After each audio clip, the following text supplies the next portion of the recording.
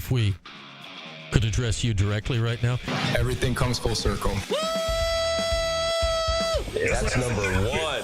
I don't tell him what questions to ask me. There are a lot of people around town that have the same question. Brush my teeth. I'm a good wash in the morning.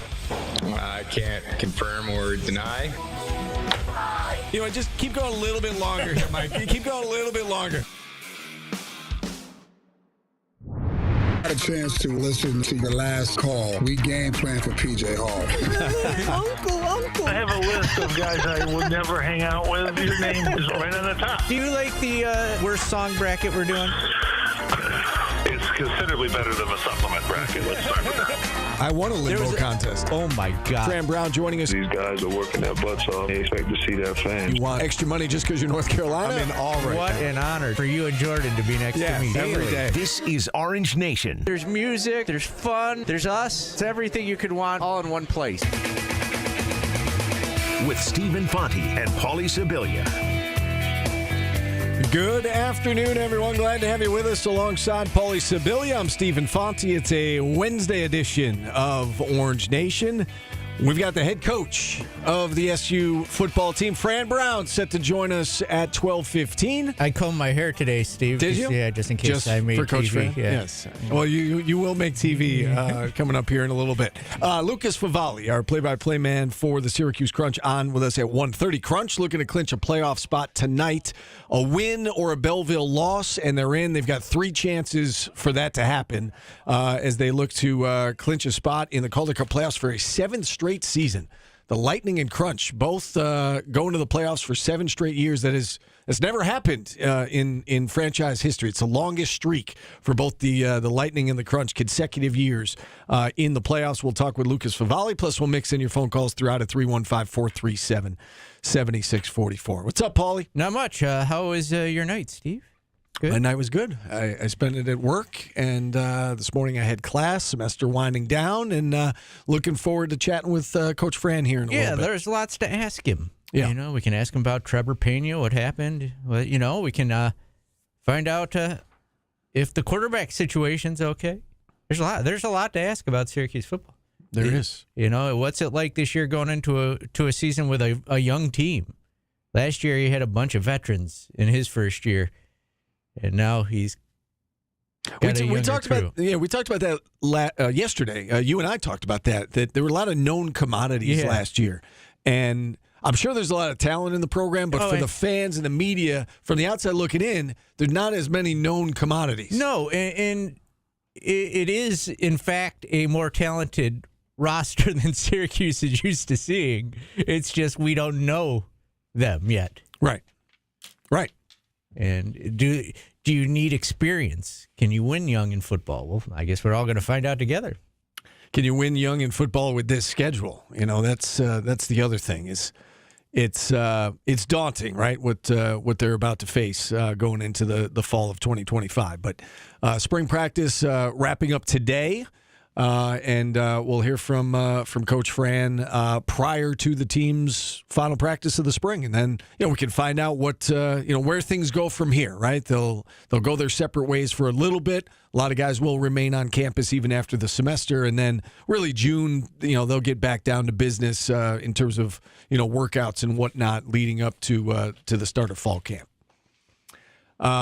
Everybody wants to know about Trevor Pena, and we're going to ask him that, and I'm sure he's prepared to answer that. And I'm curious what he has to say about how the whole situation played out, how he's handling it, and how the players are handling it. Yeah, and it's interesting. How should the fans handle it?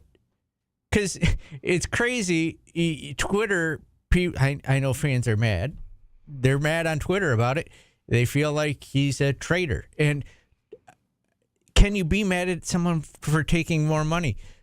Can you be mad about it happening this late? I don't know. I don't know how I'm supposed to feel. Like, you're happy for a kid that he's getting paid, but you're also like, dude, you just took the captain role and money from here. Right. But there's nothing stopping him. There's no rule against what he did. He didn't do anything wrong. Right. There's nothing keeping him here. And again, those are the rules that exist right now, that there aren't contracts. The school can't keep him here. Yes, he's got NIL arrangements lined up with with companies and collectives and so on and so forth. But the school can't keep him here. So if he breaks those agreements, then that's between him and whoever he's working with. But it's not like you can have a contract with Syracuse or Alabama or North Carolina. That may come, and I think that's coming soon here. But right now it's unregulated, and you're right. There's nothing that the school can do to keep him here. If he wants to leave, he can leave, and it sounds like that was his decision. And it's also interesting, like, just because the contract's not with the university, but it's with someone else, they can break it? Like, I'm sure does it not start until you start the football season? I don't know. I would assume, again, I don't He's know. not under contract I'm not next semester. Well, right. I was going to say I'm not a lawyer, and I'm not. I don't know anything about contract law, but I assume you work things in that if you do this appearance, you get paid this, or when you do, and you build in those things, and it probably doesn't start yet. I wouldn't. Yeah. I'm assuming they're not paying him up front, so I don't think there's any money that needs to be returned or anything like that. He's not going to fulfill his commitments. And as a result, he will not get paid locally, and he can move on and go wherever he goes and agree to the terms down there. Yeah, it's the equivalent for the everyday person of, hey, I just took a new job, but I put my 2 weeks in at one place, and then another place comes around, and you're like, okay, new place that I just took the job. See you. I'm going to another place. Right. Right. So it's unfortunate. It's the system we have, and the system that we have until further notice. And again, it may be changing sooner rather than later. When the House settlement comes down and everything goes official and the dust settles, you may see changes like schools can actually sign athletes to contracts. I think that's smart. I think that multi-year. I think it makes a lot of sense. But right now, that's certainly not the case. Let's take a timeout early here. We want to make sure that we're ready when Coach Fran is ready. So we're going to step aside. We're expecting him at 12:15, but we want to be ready to go just in case it might give us a few extra minutes if he's ready to go early. So we'll step aside here. Coach Fran set to join us in the next 10 minutes or so. Back after this on ESPN Radio.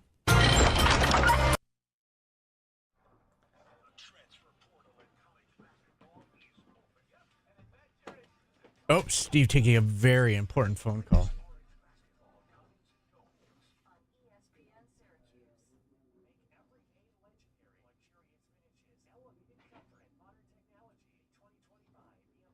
I love you too, LA Orange. It's good to see you this morning.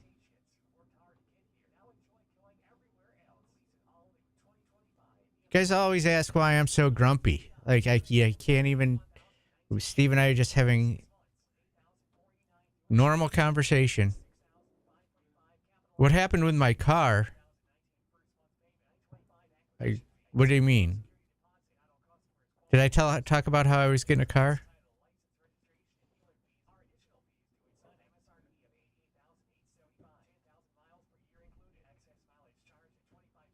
That like as a Steelers fan, the fact that they're retiring Sanders' jersey before Cordell Stewart is wild to me. I'm old enough to remember when Syracuse beat Westbrook and Cordell Stewart in the bowl game. That's how old I am. Yeah, I'm just buying out of my lease. I'm being financially smart.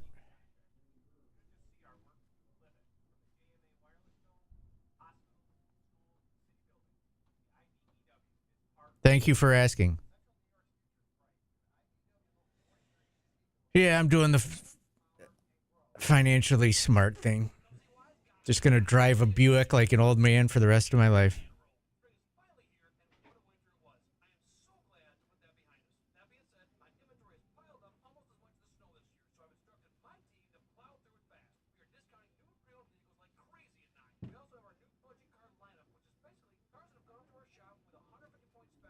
It's a lot cheaper than... Man, like I basically said, can you put me in something at my... Like, I've leased my past 3 cars and went in every time and said, can you put me in something same price range? And they've always said yes. And this year they laughed in my face, basically.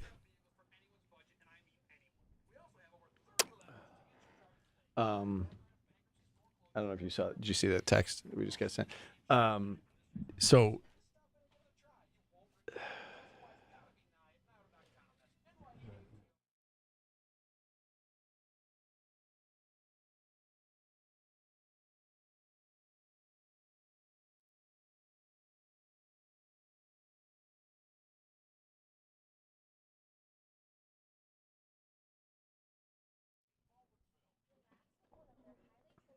Just working out time management.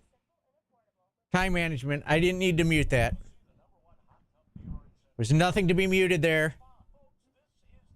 We just were told our time limits. We were discussing it. My bad. We don't know. I shouldn't have muted it. It could have been. All I said is that he's got to be off by 12:30. He's got another commitment. I swear to God, that's all I said. Okay. I was just. It is nice that they reach out to making sure we're on Orange Nation when they want to come on the radio. Us dopes who making don't know sure anything. we're on the same page.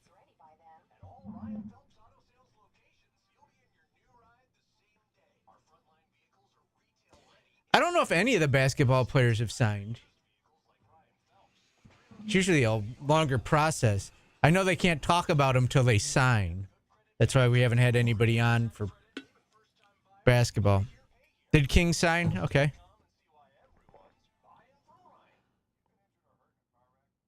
I thought they had to wait till. I feel like we had to wait till the start of the next semester last year before we could even talk to anybody about him.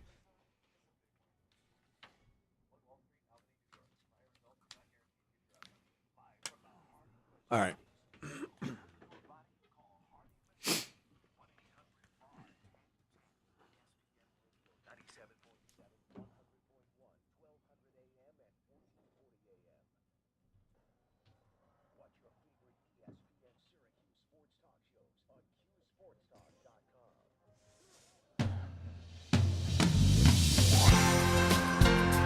Know this song, Steve? I know it very well. It's been a while since Syracuse has been in the montage. Yeah, that's for sure. One shining moment. Our artist of the day, Luther Vandross. He had a set of pipes on him. Yes. I'm a big fan. I forgot he did that song with Mariah Carey also. Did it make the cut? Were you Yeah. here today? Yeah. Yeah. I had his Power of Love album. Just in case any ladies wanted to come over and sneak in my window in high school. Sneak in the window? Yeah. Throw Luther Vandross on the... Or you could have just stolen the car like you told me you did so many times. You could have gone and visited her. Yeah. Either way, I was breaking the rules. They were either sneaking in the window or I was stealing Mom's car to go see them. But it's the album wasn't conducive to the car ride, Steve. Yeah, okay. All right, that's fair. That's fair. All right, again, in case you're just joining us, we are standing by waiting for Fran Brown. He was scheduled to join us at 12:15. We'll bring him to you as soon as we have him. L.A. Orange wants to know if you ever snuck out of your window, Steve. Or anybody in your window, for that matter. I never did. So boring. My first house when I was a kid, I was on the second floor. So was I, Steve. Were you really? I was on the second floor. Yeah, growing up in California, I would have to go out on the roof and shimmy down the fence, and make sure the dog didn't get out when I went out the gate. That sounds like a lot of work. You had to plan your escapes. So I never did that. And then our other house, like where we moved when I was like 10. It was ground floors, like a ranch style, but I never did. I'm trying to think if You were a wholesome, good kid, Steve. I don't know about that. I mean, I did bite myself once and blame it on my sister. That's the only story you got. I feel like every day. That was like the worst thing I did as a kid. I feel like I tell you and every I feel day bad about it all to the this horrible day. things I did as a kid. I still feel bad about it to this day. I would imagine that, this obviously this news, I mean, it caught us by surprise, Paulie, that Trevor Payne is leaving. I would imagine that it caught the players and coaches by surprise as well. And I wonder how this is playing with the veterans on the team. Yeah, and how would you react like, did he know prior to the spring game that there were offers out there, or if he was leaving? He meaning coach or Trevor? Like, why would you do that? Why would you showcase yourself again if you were leaving? I don't know. And maybe it came up immediately after. And I know that came up yesterday about why would he accept being a captain and say he was staying. I don't think he thought this was coming back in December. I think this is all relatively new. I don't know how new. I don't know if it's before spring game or after the spring game, but I think this kind of popped up and he decided it was right for him. And I do think that it caught a lot of people by surprise, including us. And in today's college football landscape, fans are mad. And I get it, but I also I don't know, like, are the coaches mad? I'm sure. I don't know. But, like, how do you react to this? Like, this is not a good part of NIL, right? Yeah, right. Right.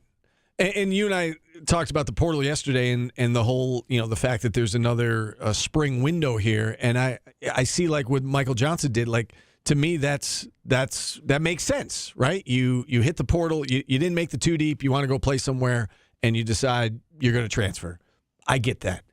This is the unfortunate part of it, getting a better deal, holding out, or, I'm not saying he was holding out, but, we've seen that now, in other spots where a player holds out, wants more money. We're hearing about threats going into the college football playoff. Well, I signed for 12 games or 13 games, but now we're in the playoff and it's more games and I want more money and I'm not going to play unless you give me more money.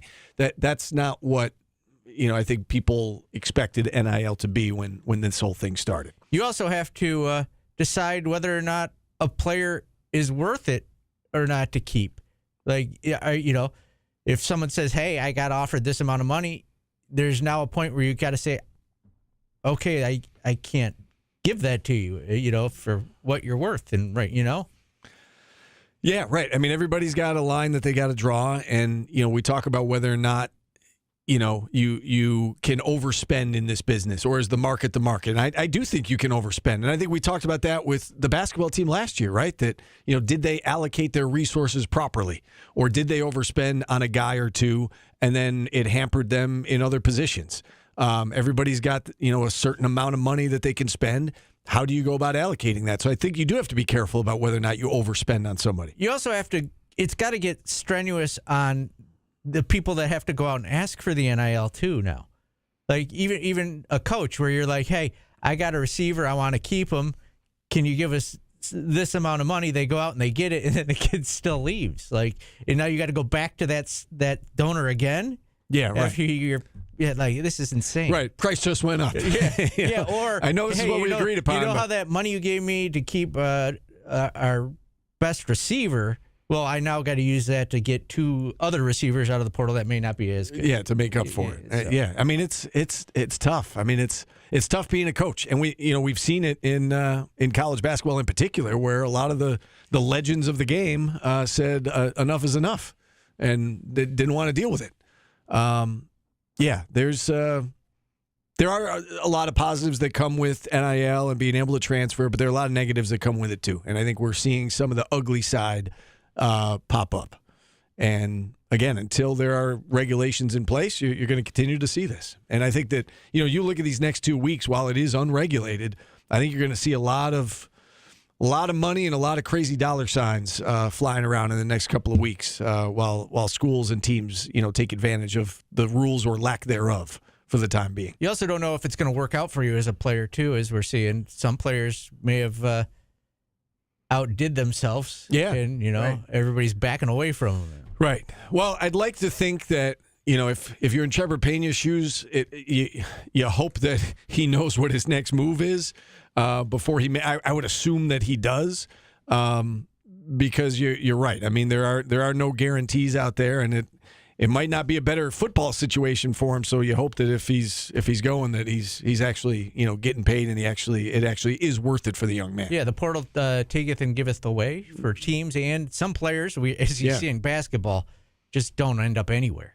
Right. You're just floating in. Or Johanna brings up Deuce Chestnut. Good example, right? Kid that went and got a little bit more, and it didn't work out football wise, and ended up coming back, and it has worked out in the long run. He's back, and he's back where he should have stayed all along. But kids got to sometimes learn for themselves, and I think he did, and he swallowed his pride and he came back, and it turned out to be a good fit for him.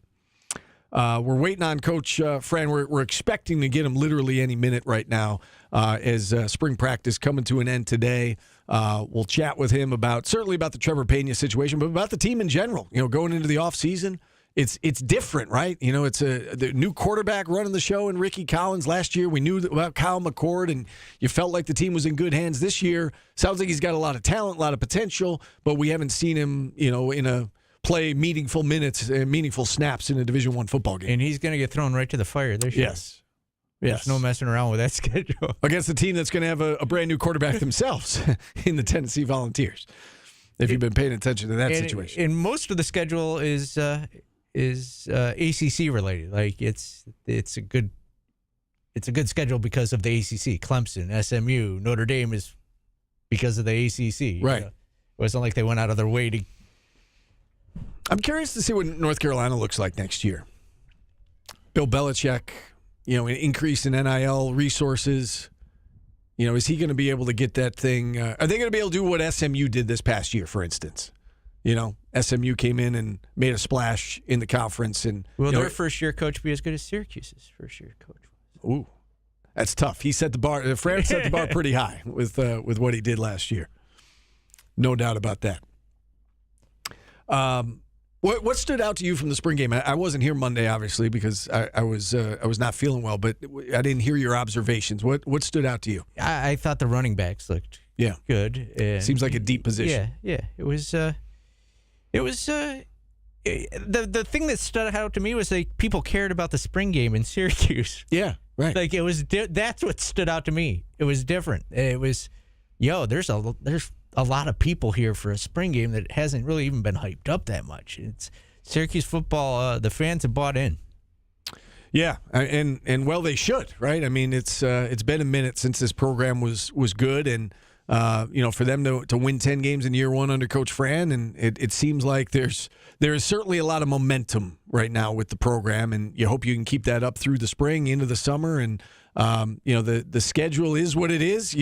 You play the games they tell you to play, and it's a very daunting schedule heading into 2025. The O-line, you can't tell if it looked good because it looked like there was a couple times the quarterback would have been sacked, but you can't touch the quarterback, and so you don't know. But the team, I said this to Brian, the team looks bigger than I've seen in a long time, more athletic. It's a different group of kids that Fran Brown is pulling into this program than we're used to see it. Like there's, as I said, large gentlemen on this team. They're very big. There's nobody my size anymore, which is a good thing. And again, you look at where they're pulling these kids from, whether it's programs out of the transfer portal or the high school kids coming in and they're picking Syracuse over. You look at the list of schools on their final contender list. It's not Ball State, right? It's not Bowling Green. It's not Toledo. It's you're talking Power 4 programs and good ones at that. And as a result, you've seen the level of talent in this program rise, and I think with it, the expectations have risen as well over the course of the last 12 to 15 months. Yeah, and the other thing, it's funny, is like we're like, oh, we've got an unestablished quarterback. Yeah, we also have never had a quarterback that could have played at LSU before. right. So you're like, oh, that's new. Right. And again, for people who say, well, Garrett Schrader was here and he was in the SEC, but again, he wasn't really a quarterback in the SEC. He moved positions, and this kid's a quarterback. He was a backup to a really good quarterback in Garrett Nussmeier. Just hadn't had a chance to show what he can do yet, and he's here now. And we're going to find out, come August and late August there when they kick it off against Tennessee, what this kid can do. And I think everybody's certainly looking forward to that. It's kind of like, with the basketball program is like you see what it is on paper and people can get excited. You're not gonna know, right? In this day and age of transfer portal and everything, you're not gonna know truly what it looks like until you play some games. But I think fans have a reason to be optimistic and excited. All right. L.A. Orange would like to know if Fran Brown is like many of the ladies in my life over the past 52 years, and he's standing me up. He is not. He's running a few minutes late. We're in communication here. Yeah, he's coming on. He's coming on. Just be patient. Be patient. It's a busy time for football. It is, and again, this is the last day of spring practice. So, all right, and with that, perfect timing. We're told that Fran Brown is in fact joining us now. Coach, it's great to have you on. Thanks for finding a few minutes for us today. I know things are busy for you. How are you today? Yeah, you know what I was doing. Somebody else was coming in the office to talk about the portal. So I mean, that's what everybody worrying about, talking about. I've heard that I was ducking the media the other day. I don't duck rec, right? That's not something that I don't do. But I got to make sure the players are fine, right? I meet with the players every day. There's different players and people that I meet with, and they're the most important thing, right? It's not to make sure I can go and speak to people and all. But once I heard I was ducking rec, I said I got to go in here and holler at my boy Fonte and everybody and make sure they know that Fran will never, ever, ever run from anything. I have no doubt about that, Coach, and we appreciate you coming on and sharing some thoughts with us. So, with that being said, we got to start with the Trevor Pena situation. Yep. Walk us through. Tell us what you can tell us about how it played out, and how you and the team are reacting to the news. So it's a long step with it. First off, I love the kid, right? Trevor's my guy. I recruited him. He came and played for me at Temple. Then he got here. That was 6 years ago. So then I got here. Trevor hadn't played, right? I think he had 20 catches before we got here in 4 years. And there was some things that I had to help Trevor with, that we helped him with as a staff, and that he got better. And he had a really good year last year. He did an amazing job. As all the guys left, there's a lot of pressure, I'll say, in the world. Everybody don't always handle everything accordingly that I may handle it or you may handle it. But what I'll tell you is this, we paid him enough. He was going to get paid more. It was different things that would go there. But there were some numbers that were asked to me that I didn't feel I would be able to do and move on. Of course, I treat him right. I took care of him, done everything that was needed. And I just said, Joe, you got to go. I went yesterday morning. We talked the day before and everything was straight. And then I just was I prayed on it that night. I prayed on it and I kept going through things. And it was why would I try to convince somebody to be somewhere when I know the offense works? Because at Baylor, there was a lot of success with these receivers that all went to the NFL, right? There was success there at other places. And then I was just I got to tell them we need to go. And I've seen this for coming before spring ball. And you just kind of did different things to go on it because you care about someone so much. And but me and the team, I think the team's in a good place. We talked about it as soon as he went. I discuss everything with my team. I'm very, very transparent. So there's nothing that was not told to them that is 100% the truth that they know about, that he spoke on, that we went through. Man, I wish him the best. And I said, I'm going to be there to help you after next season is done, right? After all of that is over and when it goes through. There was receivers last year when I heard a lot of people upset about, I think it was the Alfred kid or whoever else it was, and someone else left. All those guys left, and I went to go try to see what it was like on the other side, right? A lot of times people think the grass greener on the other side, and then they get there and they find out it was turf. It was never grass. And then in the same sense, it's you got to do what you feel is best, right? Trevor was a really good wide receiver. He plays slot for us, right?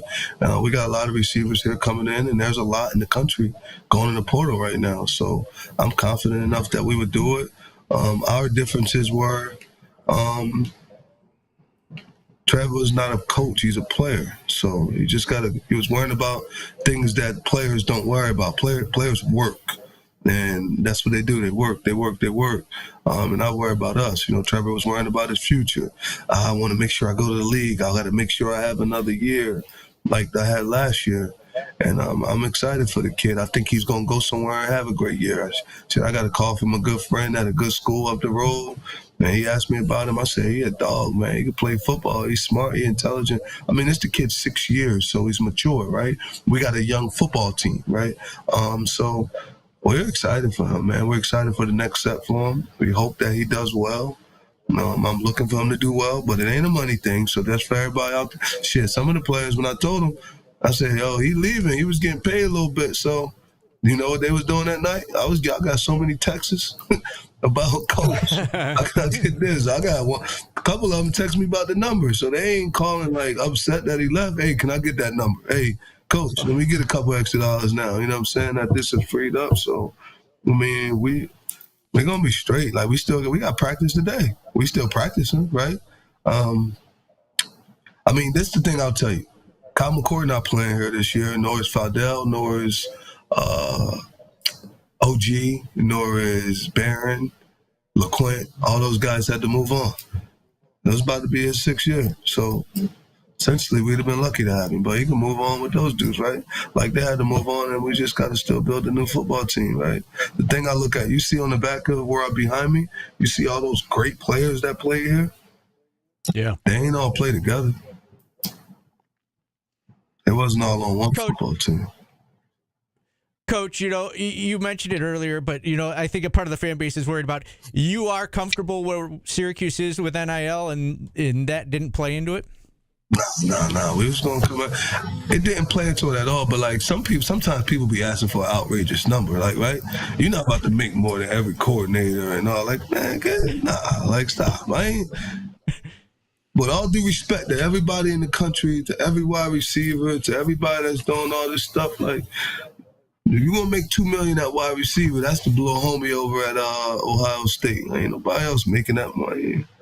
Giving no wide receiver no $2 million, man, in college. Nah, that ain't me. I ain't doing that. I can't do it. Unless they tell me that we get a chance to have Travis Hunter, he could come back to college and he could come here and play for us, then he going to get some of my check. But I ain't paying nobody $2,000 this year. Not to me. $2 million, whatever. I just say, yeah, we ain't giving nobody that.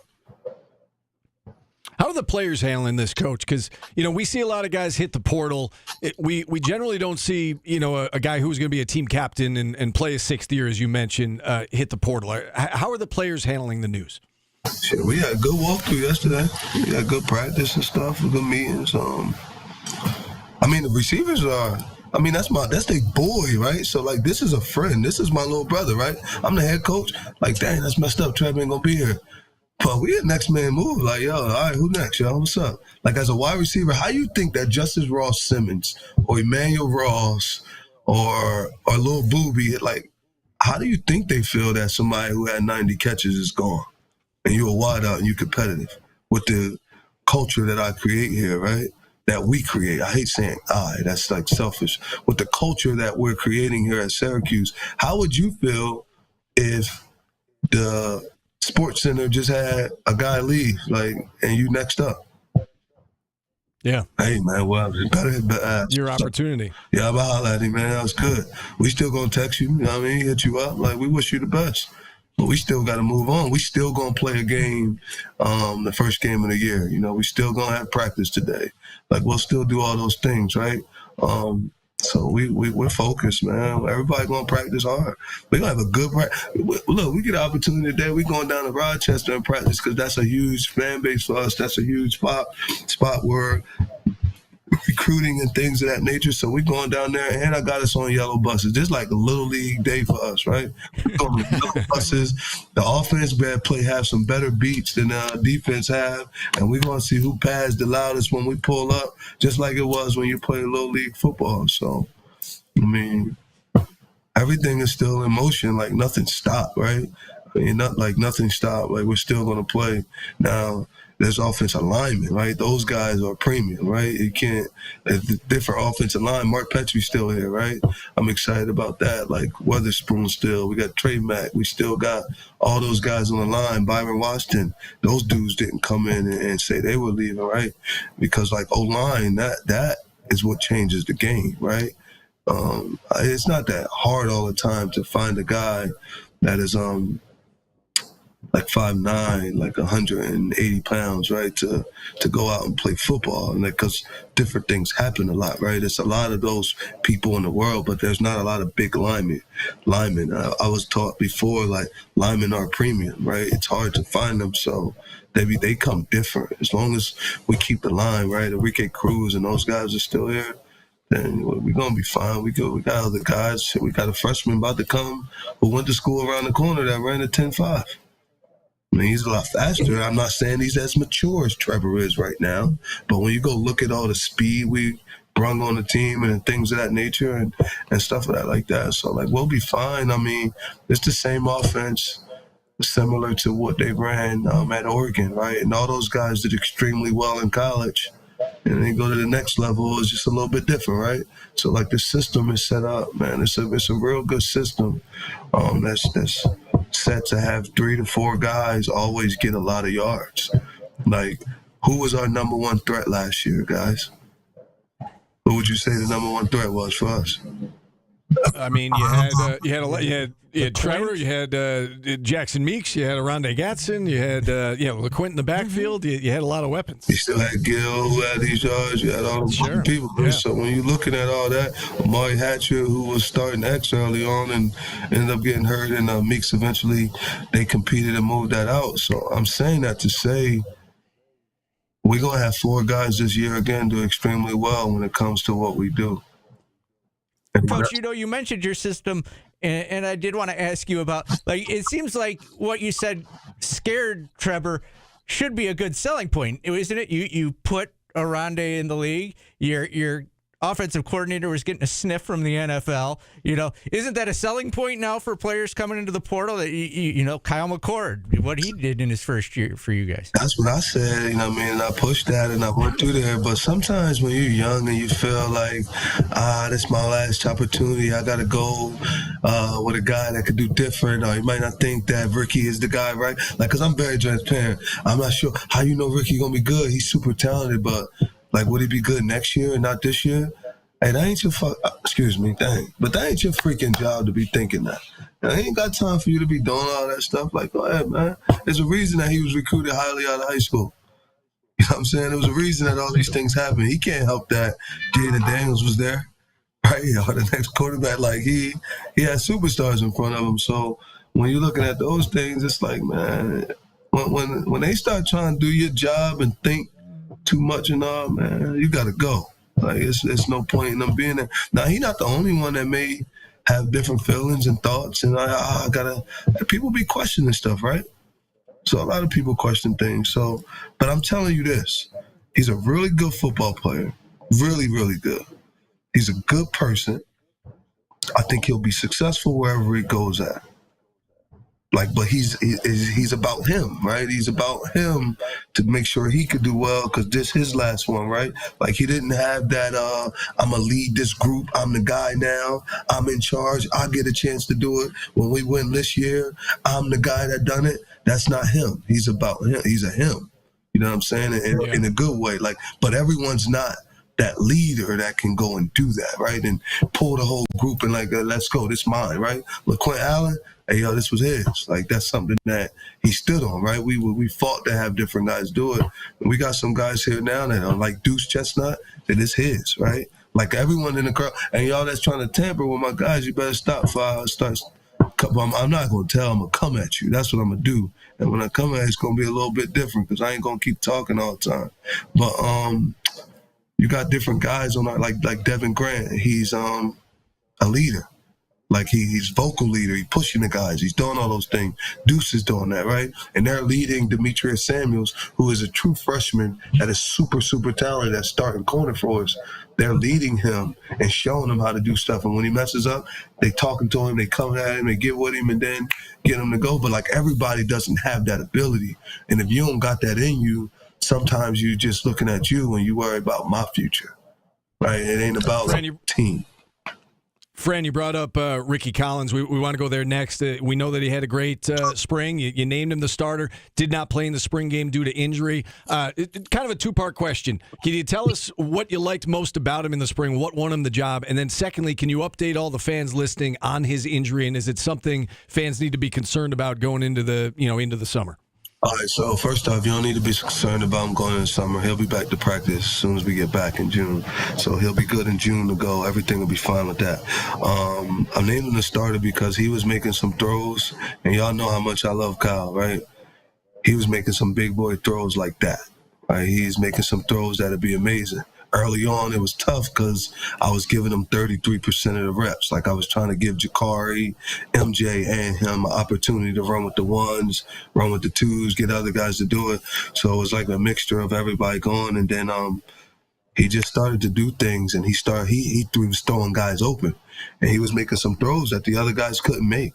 Like, and he was doing things that they couldn't do. But he loved the game. He in here all day, y'all. Like he's in here watching film. Like he's just wants to get better. So I said, okay, if we give him all these reps and we start to do the things that we do, the way we get to come back and practice and do stuff, if he takes all those reps, he's going to be so good.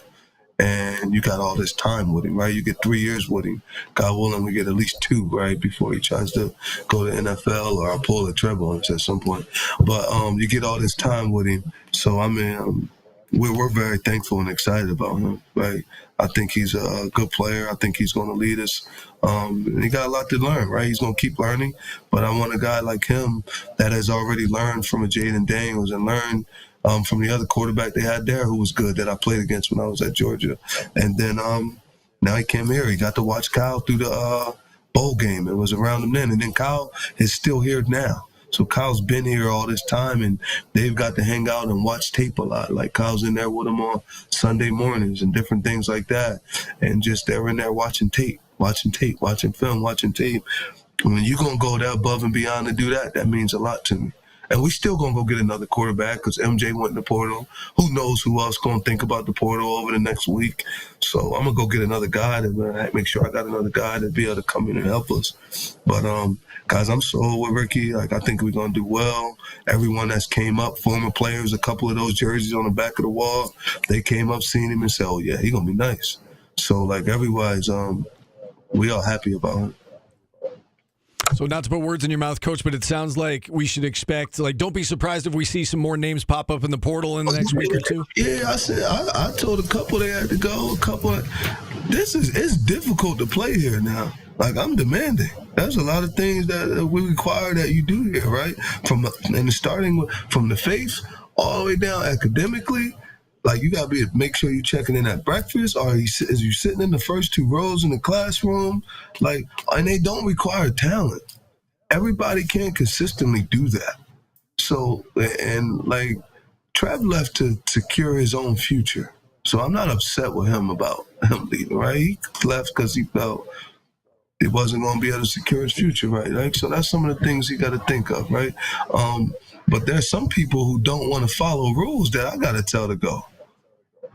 Because, like, when you're building a program and we're trying to build a good culture, like, you got to be able to follow stuff and do things the right way. So I told a couple guys to go.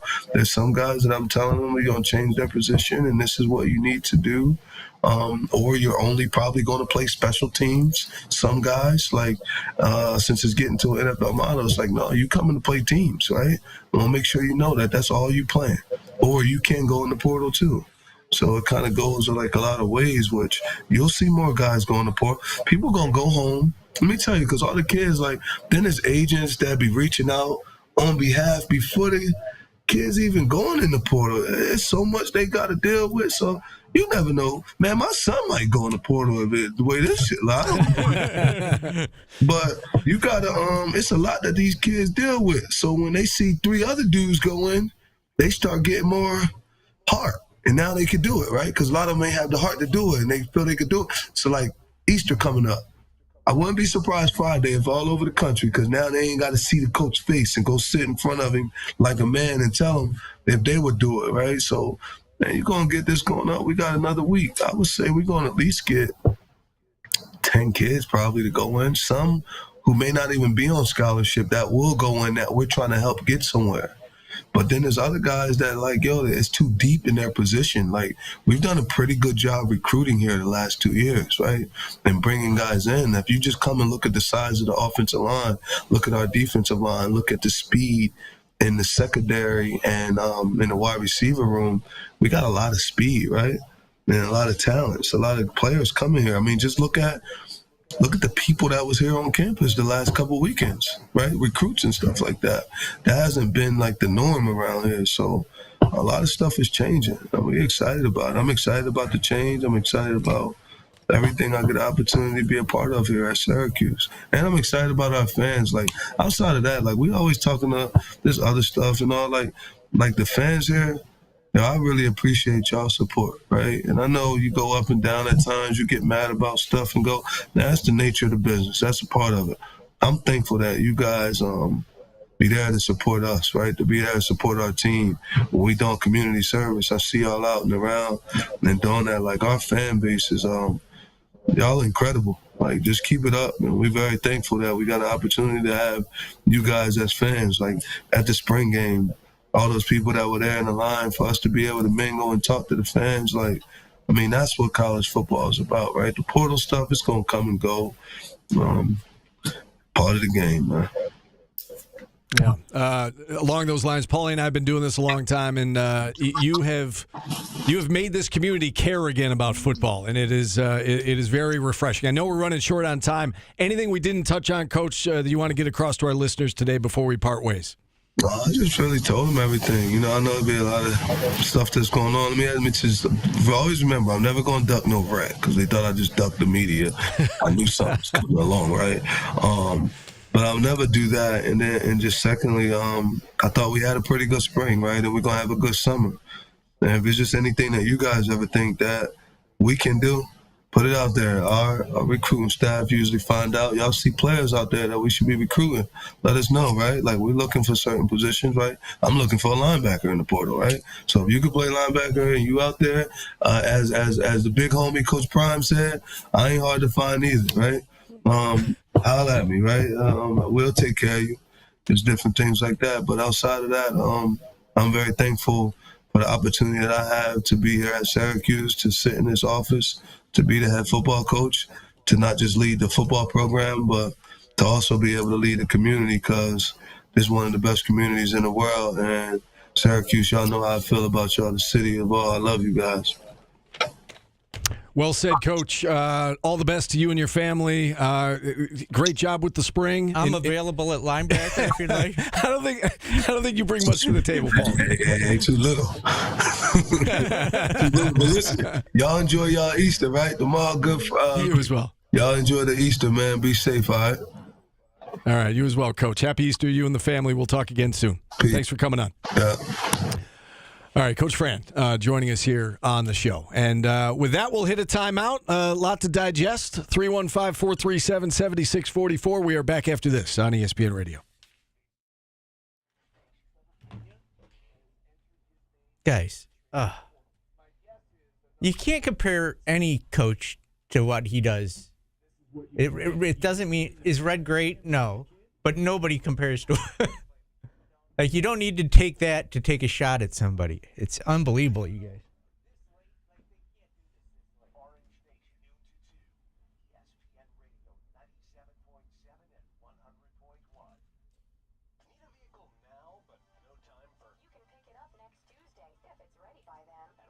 Good job. I didn't hit it once. Oops. My finger was broken.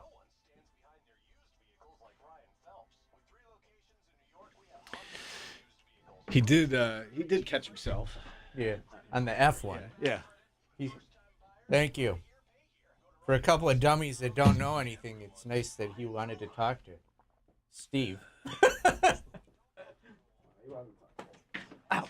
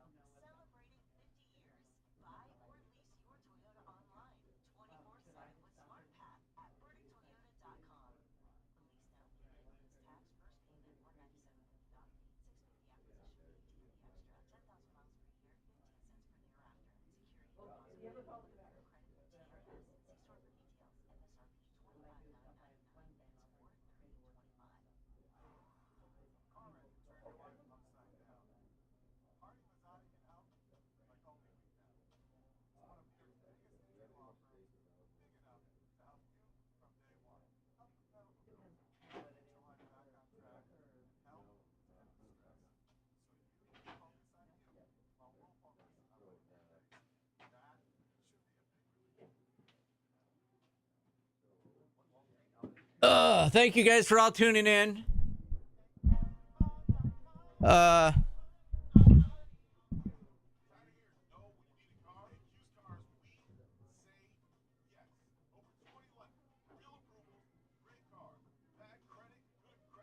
No new bird bracket. Steve and I were just hugging in the hallway, celebrating we were jumping up and down like school kids.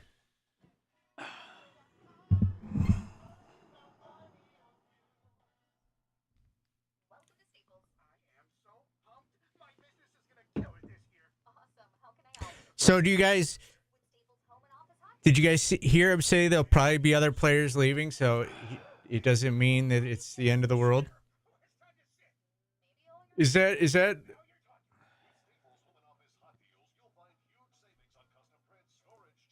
what did I miss? Great point. Thank you, Philly's Most Wanted. There's a lot of people in here today.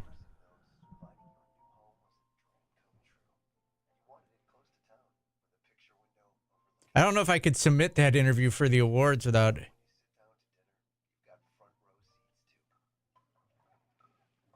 editing it. Yeah. Don't be afraid to put me on TV, Steve, even though I'm more handsome than you.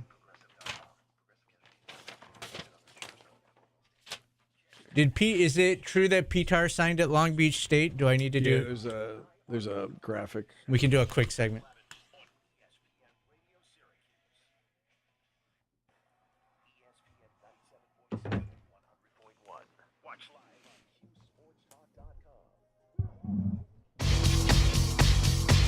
The best thing in life are free, Steve.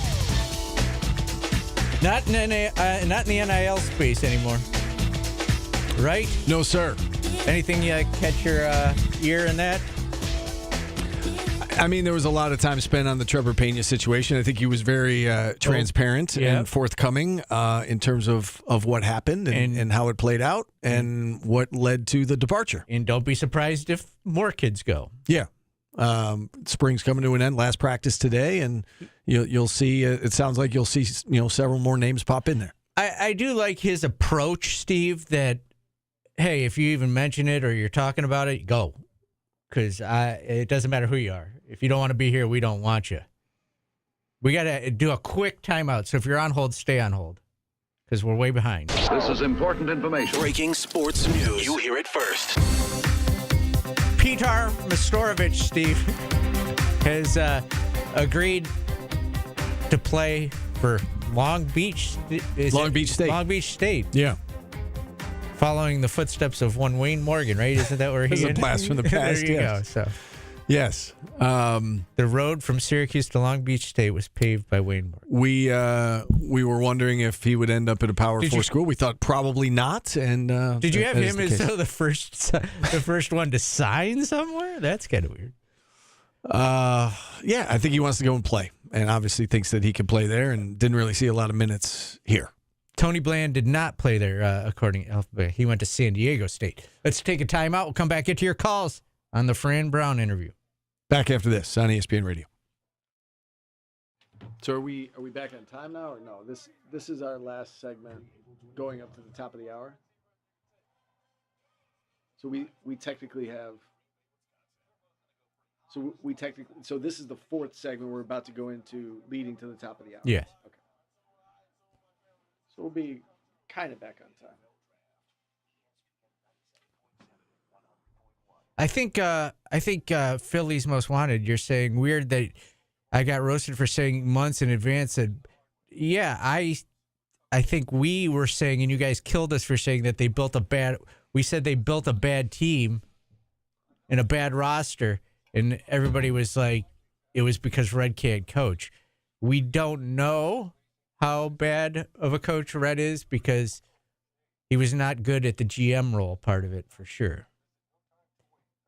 I think he did about as good as you can with that team, and we'll find out this year with more talent. Yeah, he did build the roster. He failed miserably at building that roster. Is that hard to fathom? I mean, we were saying that all year.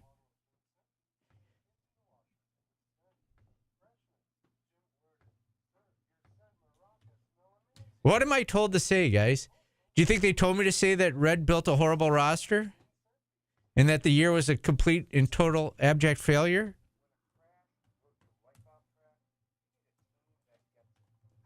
I don't know that yet, LA Orange. I got to see.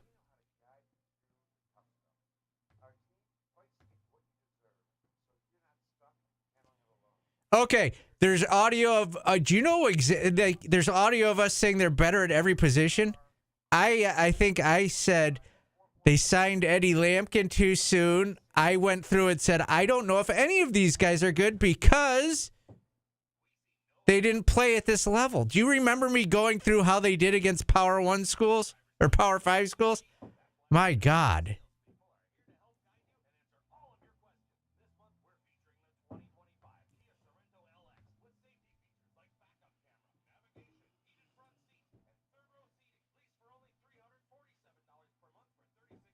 Don't lie.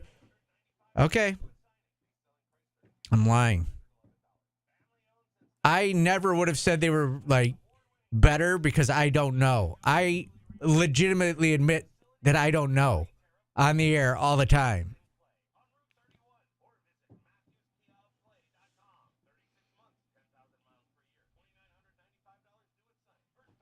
So I will say this, Philly. Yes, I thought going into the season, were they better at center than the year before with Eddie Lampkin? Yes, I thought they were. Were they better at power forward with Donnie Freeman than Benny Williams? Yes, and they were. I thought so.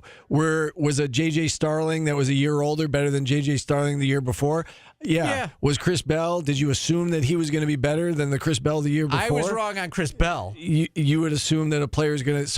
So those four, I think, yes, I thought that they were going to be better, and I was worried about the point guard position. I thought Chris Bell was going to be an all-ACC player. I did say that. You're Philly, yes. I thought that they were. I thought they were better, and they weren't. I was worried about how they built the team through the transfer portal, and that's where they failed. But you would expect that Chris Bell, a year older, is going to be better. JJ is going to be better. Donnie would be better than Benny Williams. Eddie Lampkin would be, we thought he would be the best center they had in a little bit, and he delivered by the end of the year. I thought they signed Eddie too soon. It didn't come together. It didn't come together. It was never coming together. I don't understand what you're coming at me with, Philly. Yes, you look at the positions. I just named four guys, the four positions, the point guard position excluded. JJ and Donnie weren't. How am I backing my way out of that? They weren't the problem. Them getting hurt was a problem. I don't know. It did not come together.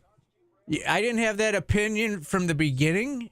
Okay, you're right. Why do you listen to us then? You're always right. And why are we talking about this on a day when we just had Fran Brown on? Because he's an asshole. Yeah.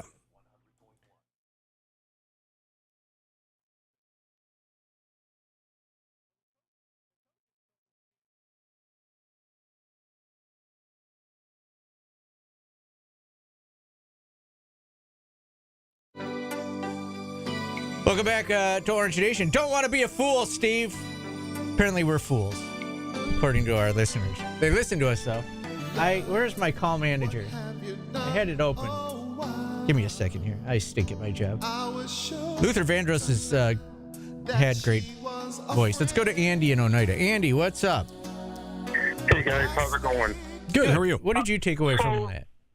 The thing on the Fran Brown interview, and the thing that's been frustrating to watch over the past couple of years is the understanding of what these players are really going through, because obviously you had the situation in Tennessee where the kid is wanting more money. and he signed a contract. You have a guy like, and again, I don't know what these guys are getting paid in Syracuse, but a guy like Trevor Pena, who's struggled through his first couple of years here, has a really good year, and then all of a sudden people are calling him from whether this is happening or not, but an opportunity to go get more money. I get that, but it's not that he's wanting more money. He's giving an opportunity to get more money. And what is frustrating to me as a Syracuse fan is how do we keep players like this? Because we lose Marcellus Barnes last year, whether that was money or playing time or whatever the situation. And then Fran Brown sits there and says, don't be surprised if you see some more people. Now, I know a couple weeks ago in an interview, he said the same thing when he named Collins the head or the quarterback, the starting quarterback. And he said, don't be surprised if you see a couple guys go into the portal from that. And we already seen Johnson go in to the portal of that. My question on this all is it's like, how are we really controlling this, and how can this get controlled? Because when you have other programs that have deeper pockets, we're just a springboard for these guys when they have a really good year. I was just wondering if there's anything that can be controlled with this, and if there's any thoughts on this, because this is just terrible, you know? Yeah, I mean, it's a great question. I think as it is right now, everybody's in this. We brought this up on the show yesterday, Andy, that 95% of programs, or whatever percentage you want to put on it, a vast majority of programs are in the same boat. You know, if you're a lower, let's talk basketball for a second. If you're a mid-major in basketball and you have a really good year, then the guy's going to jump to a Power 5. If you're at a Power 5 and you have a really good year, then you're going to go to, one of the schools that can pay the most money. And I think you're seeing the same thing with football. Like Trevor Pena, they were paying him handsomely here at Syracuse. And if, in fact, he goes and makes more money or doubles what he was making here, like there has to be a line they draw. And Coach Fran even brought it up in that interview, and he talked about overspending for a guy. You got to be careful to, give a guy too much money. He threw a certain dollar figure out there and said, you kidding me? Like you think somebody, right. And so there are schools that will pay that, right? The tippy top, right? The Georgias and Alabamas and, Texas and, and Syracuse is not that. So you're saying what can be done to stop? I don't know that there's anything that can be done to stop that. Like if Georgia wants your player and they're going to pay twice as much as you're paying them, you have a decision to make. Do you break your own bank and your own budget to keep that guy, or do you try to show some discipline and say, all right, well, I'll go find another Trevor Pena, with the money that we have? What about this? Do you think it kind of hurts a player when they seek money the way they do? Like the guy from the young man from Tennessee, or this, because in a way, when you get evaluated for the NFL, they're looking at your 4 years, right? I mean, wouldn't you agree that they kind of look at all the years and all of a sudden, oh, well, he had a good year, and then they're taking a risk on you, and it's like, well, if he has a good year, he's going to want more money or try to transfer out. Not that happens a lot in the NFL, but it seems like that's happening more and more often. And, especially when, when you get into the NFL, you don't really get big contracts. But I know that it's been like Jackson Meeks. He had a really good year, but he's going to get undrafted, right? And then he has the opportunity to build himself up and then seek money, whether it's 1 year, 2 years, 3 years. But is that what he's looking for? Is that what some of these kids are looking for, kind of thing?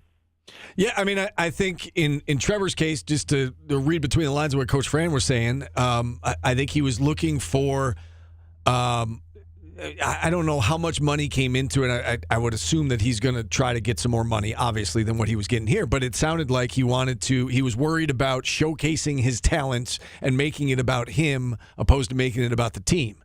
And so I think he wants to go somewhere it sounds like, with a proven quarterback. And he's going to be a major, major part of the offense to showcase his talent. And is he a major part of an offense, though? I don't know. If he was here, He was. He led them in catches last year. He's a slot receiver, yeah. Yeah, he led them in catches and led them in receiving touchdowns. Yeah, He was a key part of their offense last year. But to Fran's point, they had a lot of weapons and they threw the ball a lot. That opened up. Correct. And you're not going to get that everywhere. So it's a risk for him to transfer. If he thinks, like I know Miami is out there, right? We've seen some of these reports that Miami is interested. Let's say for the case of argument that he goes there and he's playing with Carson Beck. He better go down there and come close to replicating what he did here if he wants to look at it as a success from a playing standpoint, a performance standpoint. And outside of the money, it's 2025. Every game is watched by NFL scouts. Right. They know what you're capable of. They have tape of last year. Come on. It's not like I'm going to be throwing the football around out there either. It's right. Come on. If you're talented enough, they will find you in 2025. Yeah, I think. I mean, listen, it's a risk, and I think we're seeing that. Like he brought up the quarterback from Tennessee. I think this situation with Trevor Pinion, like this is a risk. He knew his role here. He was going to get a lot of targets this year. Obviously, he did last year as well. He had carved out a role. He knew the offense. He knew the system. Knew the coaches. And so for him to go somewhere else, like this is a risk. He better go. Like he's betting on himself. Deion Waiters is a perfect example of a guy who said, he bet on himself and it paid off. He's betting on himself. Does it translate into what he hopes it translates into, which is an NFL contract and riches at the pro level? He better go out and perform and look like some semblance of the player that we saw last year. He may not have an offensive coordinator like Syracuse has got either. Well, right. It's a risk. This is a risk. He had a really good situation here. Maybe he didn't have the NFL quarterback that he had last year, but everything else, he had a really good situation in his hands here, and he's deciding to go elsewhere, and it's his prerogative, but he better go out and do what he did here, if he wants to have it look like a success from a performance standpoint. All right, should we take another time out to get back on time? Late. Yeah, we're running a little late here. Went long with Coach Fran. We'll take a time out. Phone lines open, 315-437-7644. Back after this on ESPN Radio. Can't we all just get along? Weird stories today as a standoff, old-fashioned standoff. Oh, I should have had that. Are you guys comparing Steve and I to major market radios, even though you call me mediocre radio people? I wouldn't last a second there because I swear. I don't swear on the air. I swear when I'm in this room because that's what my boss wants me to do. He wants me to be edgy and ripe in this segment of the show. New car sales have brought in a tremendous selection of quality trades, from economy vehicles to high-end luxury models and everything in between. Pick out your favorite today with our upfront lowest price guaranteed. Plus, our 30-day exchange policy if you're unhappy for any reason. If you've been waiting to buy, see McGuire Nissan of Syracuse now before market conditions push pre-owned vehicle prices higher. Right now, I'm mediocre, lifetime small market radio Polly. Steve, you remember that name they called me? Who got bleeped? What'd you say? My boss is the owner. There's two people above me in my department. Well, not department. It would be Carrie and Ed are above me. Nick's above me. Marissa's above me. And then me. Their goal is to make sure that no child in their school district goes hungry. So every Thursday, 225 children go home with a backpack of food for the weekend. Here at Stanley Law, we support these concerned and caring people. Call 1-800. I want to be friends with everybody.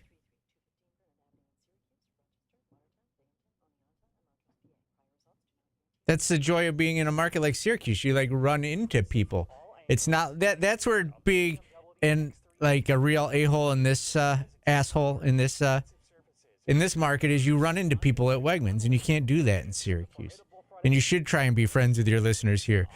It's not like you legitimately see people at Wegmans while you're buying denture cleaner. That doesn't happen in Philly.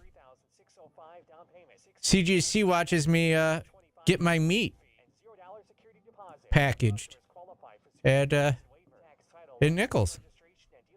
So you can't be a complete jerk in Syracuse. There's a huge difference in market size.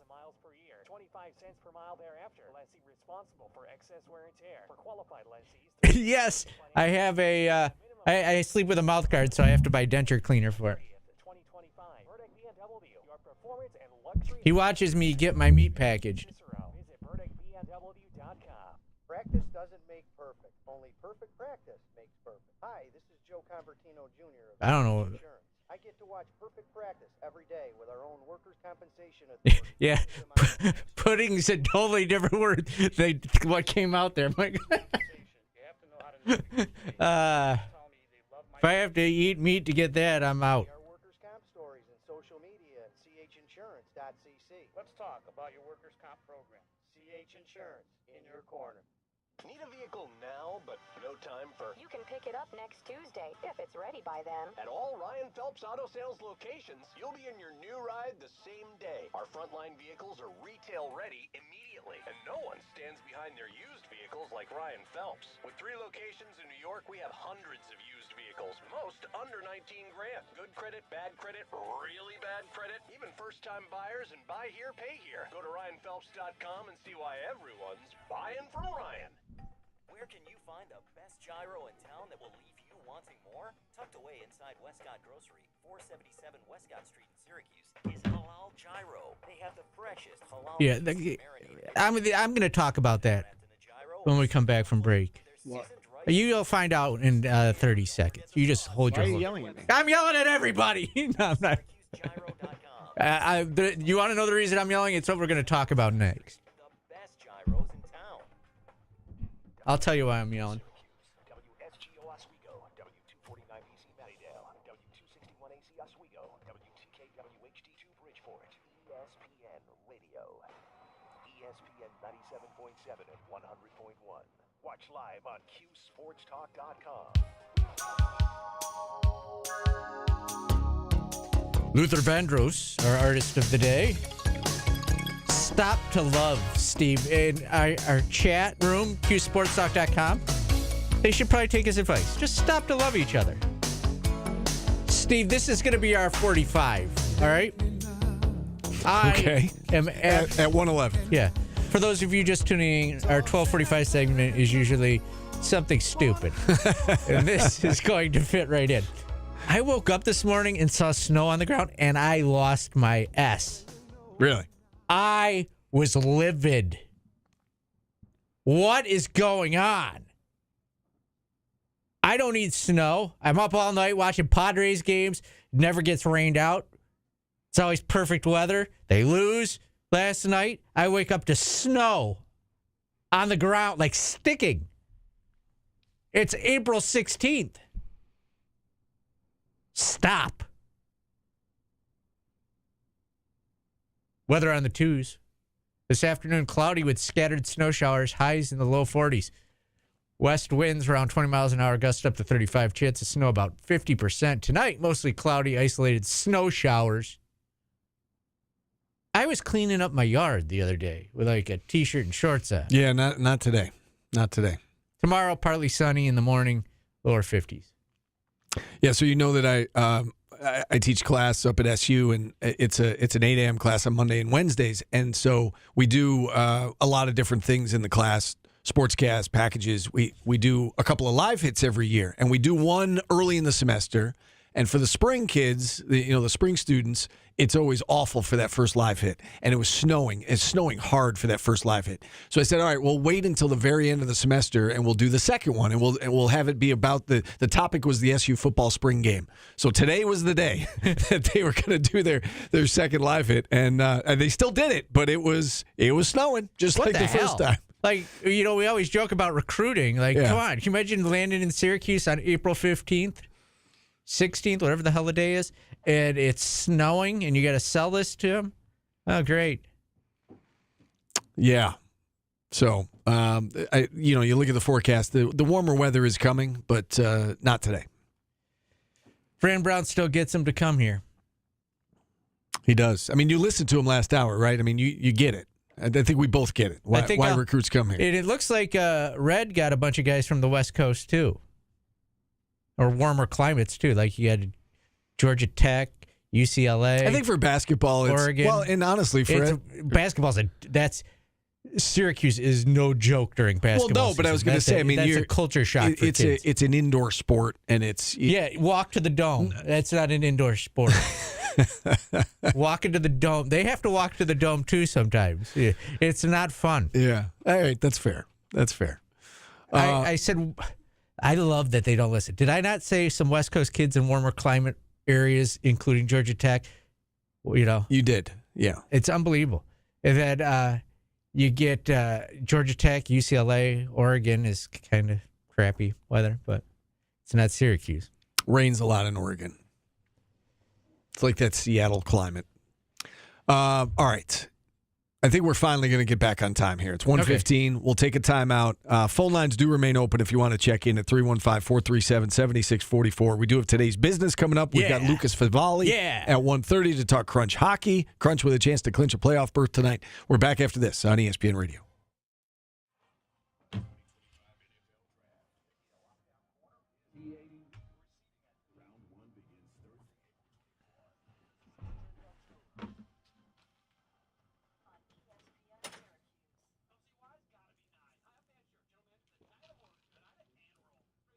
No, Fran won with a lot of Dino's players last year. The 20th, Sunday's not in. Let me look. Okay. Hold, please. Did you do Saturday already? Yeah, I just did it just now. All right. Syracuse. Thought I did this. Yeah, I did Saturday. I promoted the baseball game. You said the 20th's not in? 20's not in on mine. Oh. Okay. You're going to have to reopen it. Okay. Let me make sure I got it done. If not, I can do it next commercial break. Okay, that's fine.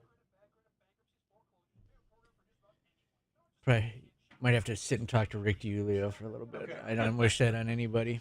Anything to distract me for 5 minutes. All right, utility template. Utility merge options. Sorry, people, I have to get Sonny's music in for Sunday. Sunday is the 20th. It is.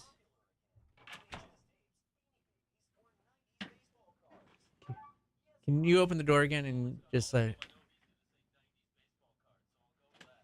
Hey, Glenn, it's in. You're all set.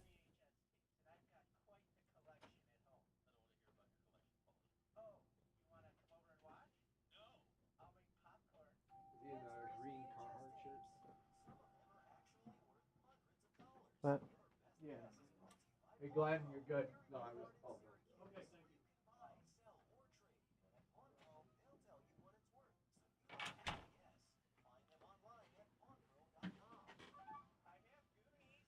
you.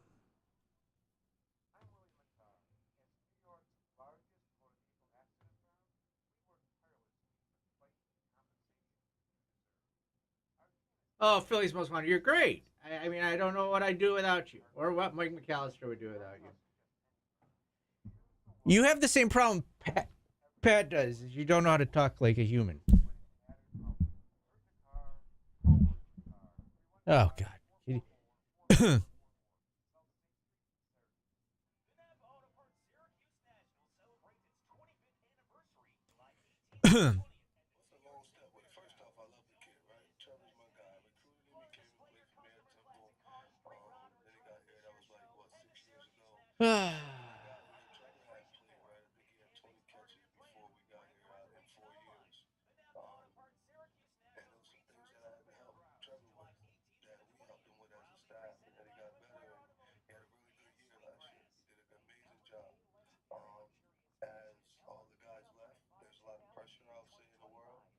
Yeah, Syracuse's roster math is not mathing.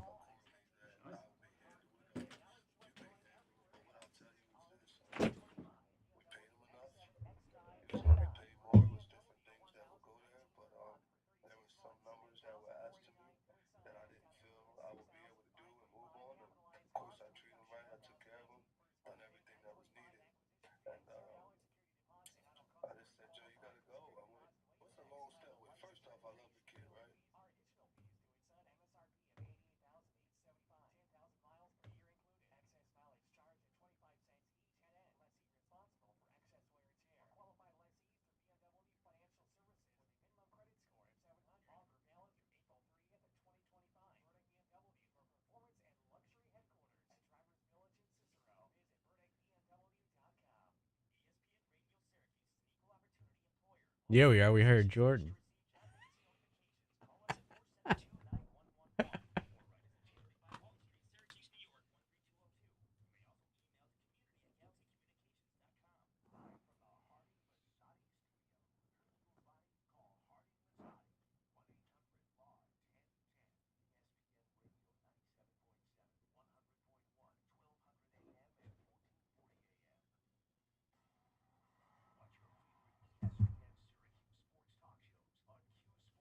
How do we feel about Curb Street driving while doing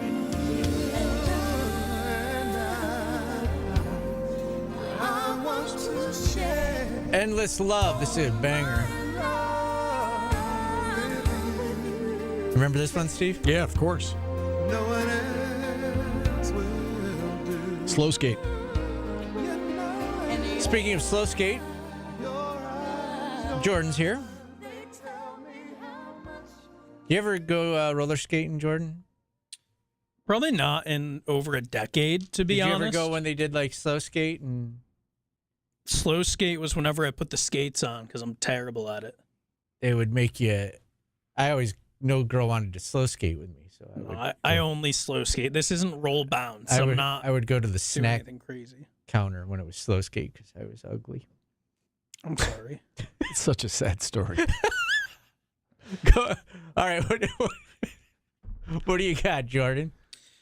I just have one thing for you today. I feel like we just stick with Syracuse, but I saw something on Twitter last night, and I didn't even repost it because it was one of those things where I'm not just going to throw this all over, but I want to talk about it here because I think we've alluded to it.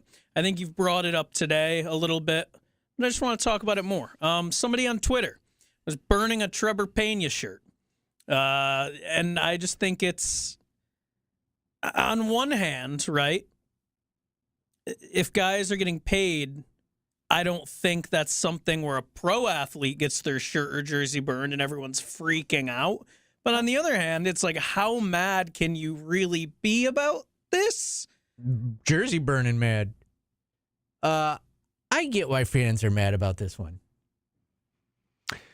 What is the? Can I just jump in for 1 second and ask you a follow-up question? What is the NFL equivalent to what happened? This is LeBron leaving Cleveland. Okay, because he accepted, but he's nowhere good, nearly as good as LeBron, and there's no equivalent. This is just a kid who took the captain spot and money and then left, is what it is. Because it seemed like he agreed to a deal, yeah, and then kind of backed out. It seems kind of Bush League. And I get why the average Joe is mad about this one. Okay. I mean, I think some people get way too mad about sports in general. And I apologize to anybody listening who feels ostracized by that. It feels weird when it's a college kid. Now I kind of get it. I just genuinely can't fathom, unless you thought it was for social media clout, being like, you know what? I'm going to go home tonight, go in my driveway, grab the old gasoline out from under the grill, pour it all over my Trevor Pena shirt, light it on fire, and post it on the internet. Don't play with fire. It seemed like something to get some views and likes, right? Yeah, nobody should be that mad about anything. Like, you should never be mad enough to burn something. Thank you. What about like a love letter from an ex? No, don't do that. Just throw it in the trash. You're never gonna see it again. And then way. Burn the trash. No, you're never gonna see it once it goes away. It's dangerous. What if Kyle McCord got the extra year, said he was coming back, and then like 3 months later, you'll get over it. You'll get over it. I've had this discussion. Yeah, of course you'll get over it. It's just like getting dumped. You think it's the end of the world when it happens, and then you forget about it in like 2 months. You're good. It's heartbreaking. Yeah, but you get over it. Your life goes on. Don't burn things. What if Syracuse makes the national championship and then Fran Brown announces he's going to Alabama 3 days before the game? And that he's not going to coach the game. What are you going to burn, a dart? Winners get washed shirt. I'm not so much saying you should burn things, but you said don't get that mad. What would be okay if you got that mad about? Nothing in sports. Okay. should make you want to burn anything or just get that angry that you go on social media and nothing in life should get you that mad because you're going to be fine. You're going to be okay. And that's why I fight with people on like Twitter. It's like, okay, Syracuse won 14 games in basketball. Ouch. Yeah. If that's your biggest problem in life, like I know as a sports radio, this seems counterproductive, but that's all that happened. They lost 14 games. You think Red Autry stinks? Like, okay, I got you, man. It's fine. You don't need to burn anything. Don't need to punch a wall. Don't need to yell, throw your remote. I don't get remote throwers. I've been through there. I've been mad like in my 20s, but like as you get older, you just gotta. It's sports, man. You're fine. You're alive. Your dog licks your face still. If your dog doesn't like you, then you can be mad. If you have a dog and it does not like you, you have bad problems in life. I definitely threw something when the Bills lost to the Chiefs. The 13 seconds. I definitely really. I definitely threw you don't something. seem like a throw. Something. I definitely threw something. See, this is where we're different. You've got a hidden rage in you that I didn't know about. That brought it out in me. Like I think I had a hat on, and I took the hat and threw it about as hard as I could, and I spiked it into the ground. I think that was about it. But yeah, I was angry. I was angry when that happened. Yeah. Yeah, it's like I also don't get the like calling for someone to get fired. There's no happiness in that. Like, but at least like I'm not saying you should, but at least that's easy. Just go and be like, like this guy should get fired. You're done. I just can't imagine taking the time to find the shirt, get the gasoline, light it. You can't use a small lighter. That's dangerous. You got to find the grill lighter. I'm sure it's all by the grill. Now it's snowing. Like, would they have done it if it were snowing? Then you got to brush off the grill. It's just a lot of effort. My take ignores the gambling element. That is correct. I don't gamble, so I also don't have. Now, if you lose like gambling, do you get mad? Because I know you both are addicts. It's kind of just devastating. Like last night, Ja Morant's injury. Would you throw something over a parlay?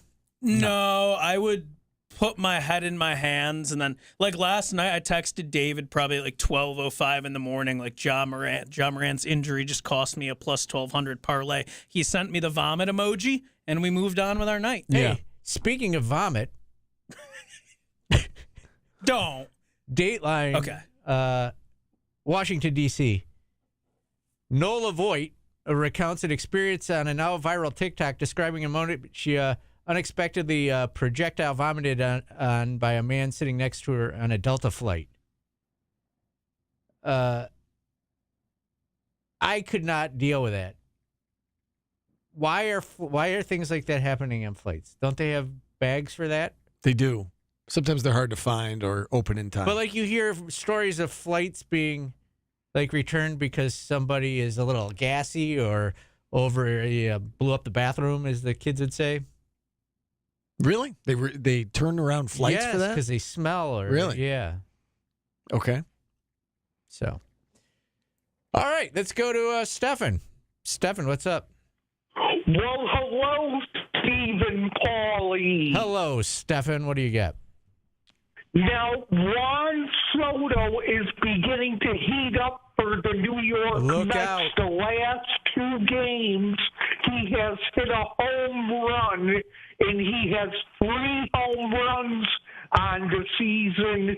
And I'm sorry about for the Yankee fans who have to watch that. Oh, Stefan just coming out throwing jabs. That was a haymaker. You know what? While we're pooping on Yankee fans, how about Michael King is 3-0? Yeah, with a 2.42 ERA, and Randy Vasquez 1-1 with a 1.74 ERA. And Dylan Cease, who they got for the other chip in the Juan Soto deal, 1-1 with a 6 ERA.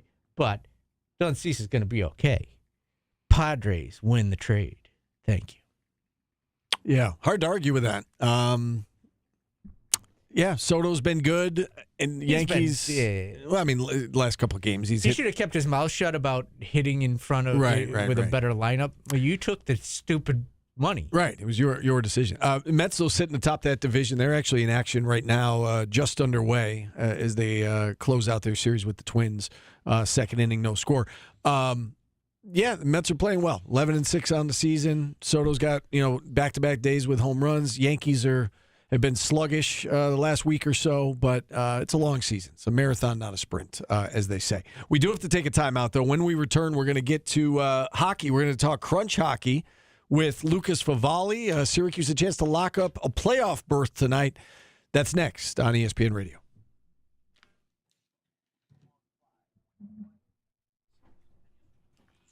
What's the difference between I'm saying that Soto is complaining about the lineup he's batting in now.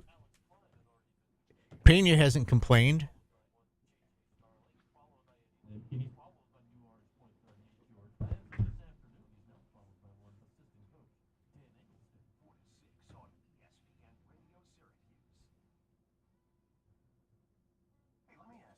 Who's your ESM classmate's son that plays for the Rockies?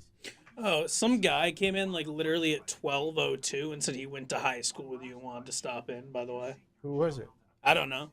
Somebody just came in and was like, is Paulie on the air? I was like, yeah, he will be for 2 hours. They're like, someone says they knew him from high school and wanted to stop in. And my response was, well, they must not have been that good of friends. If Did they not say their name? Oh, Zach Veen. He's a good rookie.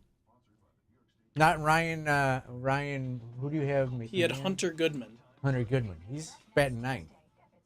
He's got a bunch of home runs. I looked him up the other day. I think he's got like 6 already on the year. Baseball cards get you they'll get you in the game. Is there a place I could take a meeting right at 2:00? A Zoom meeting in the building? Is that okay? All right. Are you okay if If you don't mind, yeah. Okay.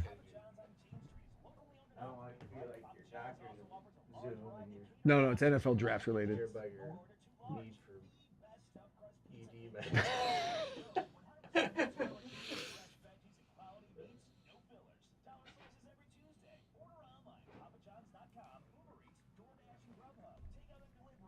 Yeah, I try to ask Paulie a serious question, and then he makes everything a joke.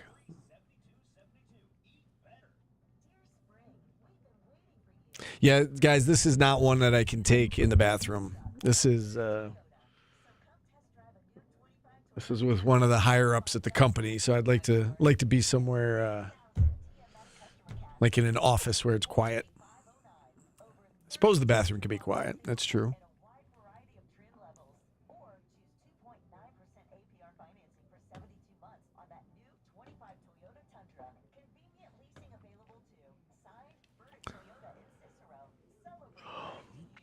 Nah, Sport Boy, I can't take it in the studio because they do the Newhouse afternoon show, and it won't be quiet in here because they'll have the audio on of the show.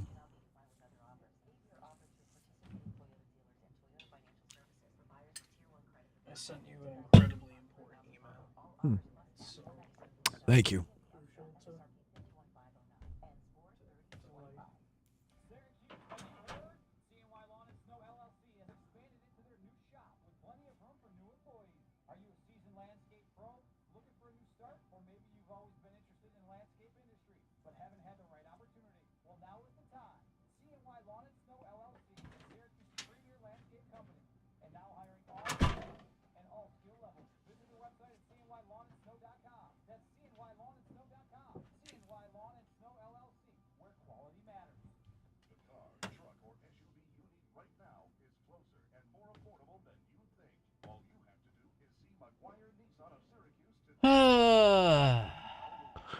Yeah, I think that's interesting about him demanding to play both ways.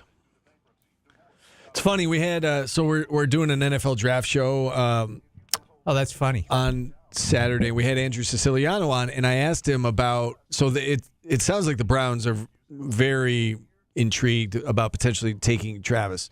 And I said, what position would he be? And he thinks he would be primarily a receiver with the Browns. And I've seen other places that they would look at him primarily as a defensive back. It's interesting that he's that good at both, that it's not like primarily he'd be one position and dabble in the other position. He legitimately is, the real deal at both.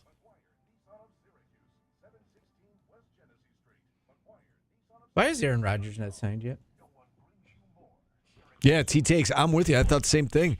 But Andrew Siciliano said that he thinks the Browns look at him as a receiver first.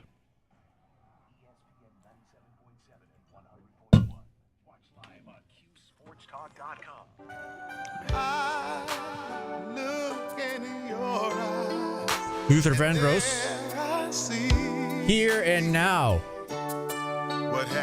The opportunity to make the playoffs for the Syracuse Crunch is here and now, Steve. They can even backdoor their way. They got 3 opportunities. Yes, to get into the playoffs. But you want to get it out of the way. Yes, you do. Tonight. Let's bring on the voice of the Syracuse Crunch. Yeah, Lucas, huge honor for you. I'm going back to my roots and board hopping a Crunch game on Friday. So you get the honor of working with me because everybody else is out. I'm looking forward to hearing or having you on the back end there, Paulie. It's been a while. All right, Lucas, this team is playing awfully well. I don't need to tell you that, but had won 6 in a row before that, lost to Laval. Really, the last several weeks, they're playing their best hockey at exactly the right time. I guess let's just start there. And is it as simple as they got healthy at the right time, or has it been more than that? I think it's definitely the health has been a big factor. And sorry, as I'm walking through a wind tunnel, it sounds like. I hope it's not coming across too badly here. But, yeah, I mean, this team has missed or has had over 350 man games lost this year. So they have definitely dealt with a lot of injuries, and there are still a couple of guys out hurt. But for the most part, this is a pretty healthy group, knock on wood here, as we hit the final week of the regular season. And they went through a ton of adversity throughout the course of the year because of that. And guys are playing in different roles and stepping up in different roles. And I think as, the players have kind of shifted into where they probably belong in the lineup, things have gotten a lot more comfortable, I think, for this group. And it's a very young group, too. There's a lot of young players on this team. So you got guys jumping into their pro career, trying to figure things out, maybe in a spot they weren't expecting. But as they've grown, this team has grown, they've gotten more comfortable, and they've really come a long way since the start of the year. And I think, they've played so much better over the last 2 months, really since the All-Star break, and it really does seem to be clicking at the right time for this group. Now, this time of year, we always see when the parent club is in the playoffs that, they may bring up a few pieces to help with the NHL playoff run opposed to the Calder Cup playoff run. Do you anticipate that? And are there any guys you have your eye on that, might be brought up to play in the Stanley Cup playoffs and might leave the Crunch a little bit shorthanded once the postseason begins? Yeah, it's always so hard to tell. And, in Tampa Bay, really, they have, over the years, it's been such a great partnership, and they try to leave the Crunch alone as best they can to allow the Crunch to have success in the playoffs. They really, it's a focal point for the organization to have their young prospects have playoff experience. So the less they can tinker with the roster at this point, the better. So barring any sort of injury up top, I don't know if anyone would be going up. Now, that being said, the Crunch lost one of their bigger pieces just last week because of an injury up in Tampa Bay. Rookie Connor Geekie has been just phenomenal since he came down here at the All-Star break. 20 points in 24 games, 11 goals. He got called up on Sunday, and all he's done is score goals in his first 2 games back with the Lightning. So I think that is a player who the Crunch will definitely miss. He's a guy who he's got such offensive ability, such offensive talent here in the American League. He was so good for the Crunch. But other than that, unless there's any injuries or anything, I don't know. I don't think they would take anyone. But that being said, tomorrow they might call up 4 guys. Who knows?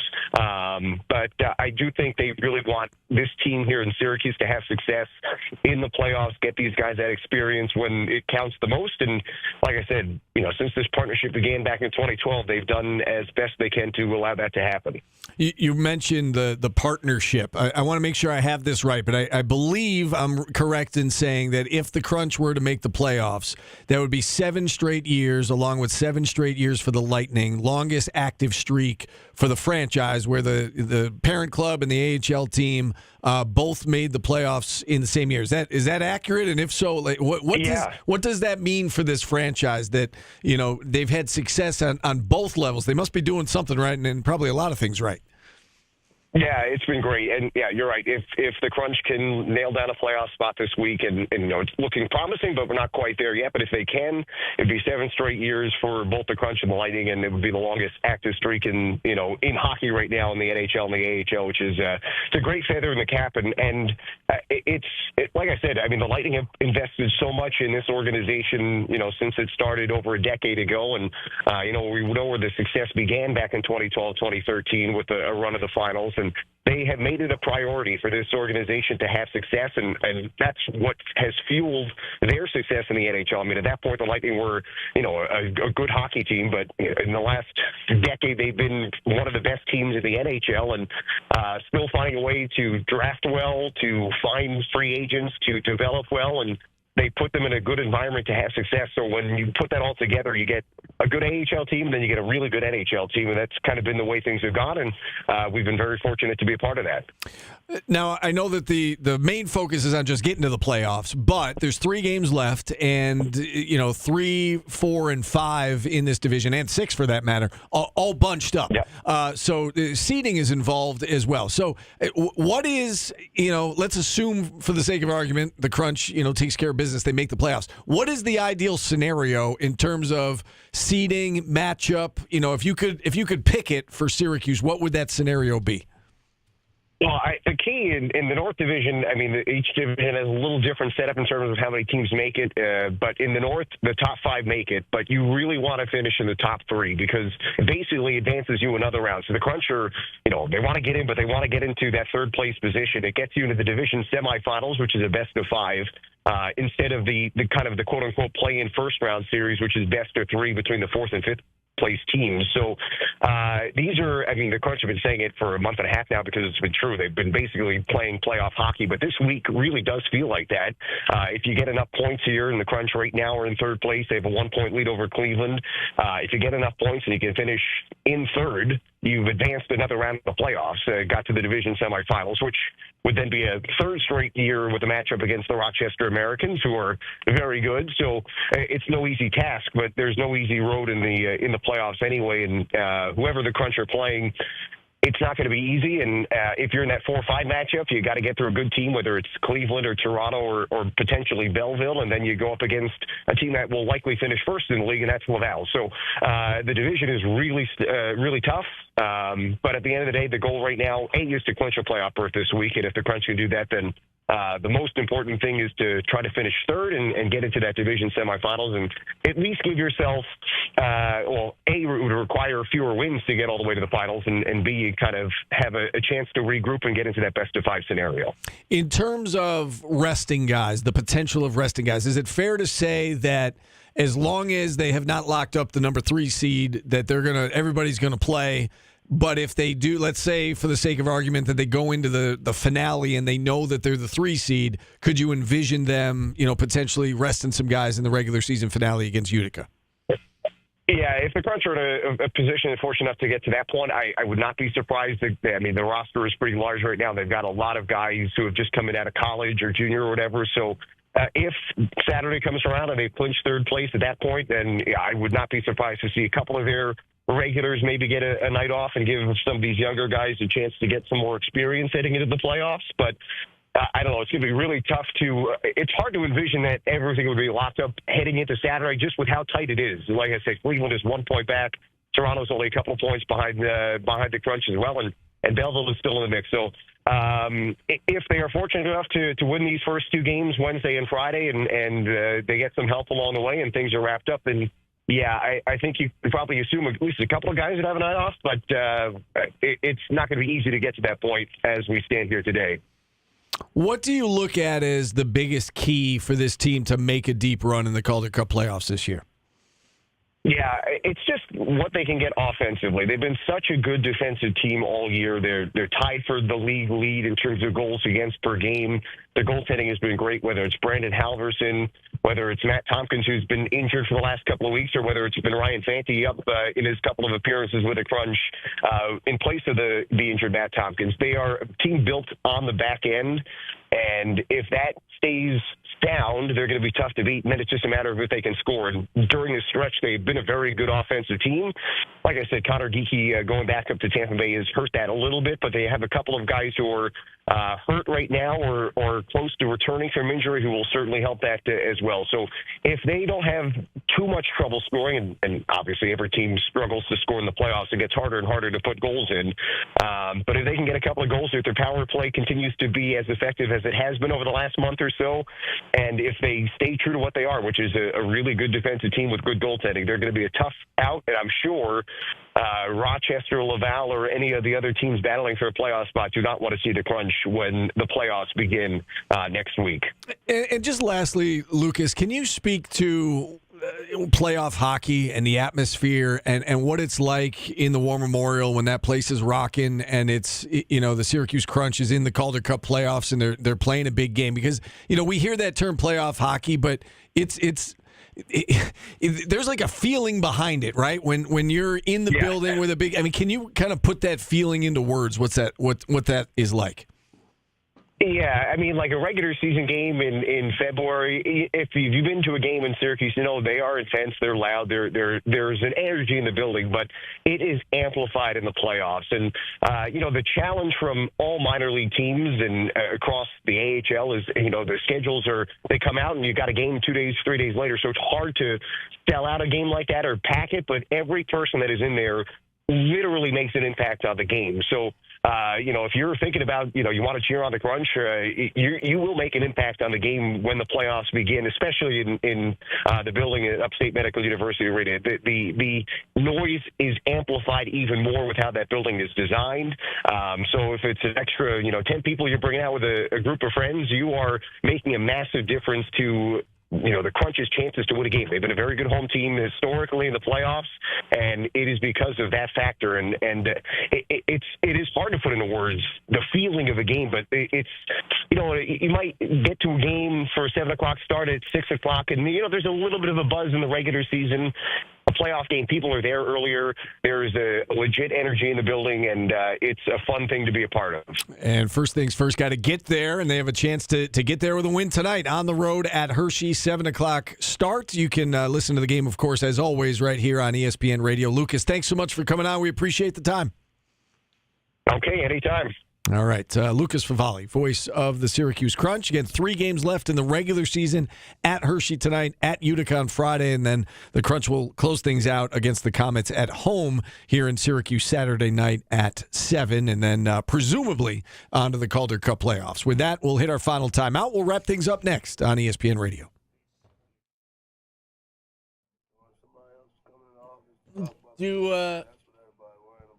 Do not Polly and the Professor me. I could tell. Did you say Duncan Brent? I don't know what he was saying. You sure you can't work Friday? You suck, man.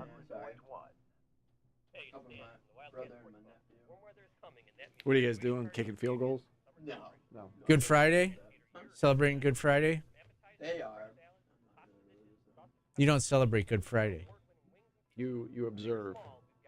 So stop celebrating. Someone died. Is that what it's about? I truly have no idea. Yes, it's the day that it's Canadian Easter. That's fine. It's the day Jesus died. I thought he died. He rose from the dead on Easter. What? Oh, I guess we are. Yeah, he died on Good Friday, and then Easter Sunday he came back. It was quite a trick. Moved the stone. I know that part. Did we get a name from? I'm going to say vermicelli, but it's like vermicelli. Chris Versaloni. Yeah, I haven't seen him in forever. What was he doing here? He won tickets. Oh. And he just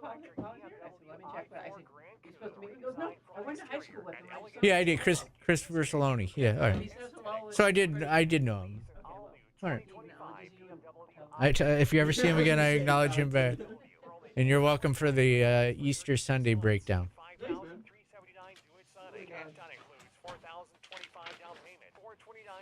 Steve, if you order ribs, do you get sauce on them?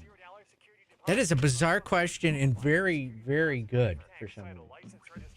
Would you eat just a rib? No, Like I want a little rib? barbecue. I want a little barbecue sauce. Rub?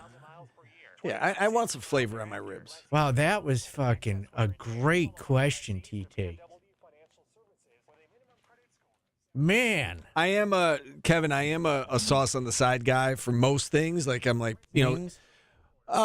No, you can put the sauce on the wings. You know, like I'm a salad dressing on the side kind of guy, or well, when I get chicken parms, Was your DJ name Dry Rub?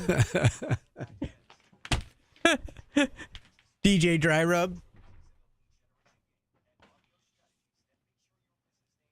So my meeting starts right at 2.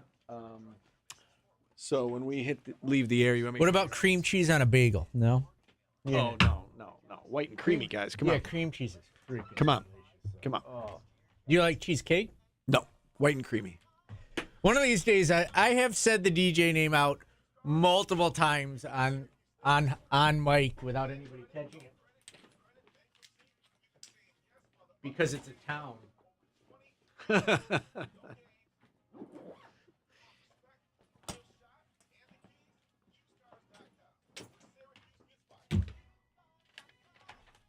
What happened? Oh. They call me the fire hose.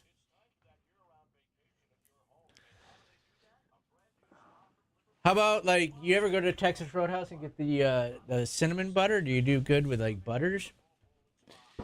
Yellow and creamy? I don't really put butter on anything, to be honest with you. Dear God.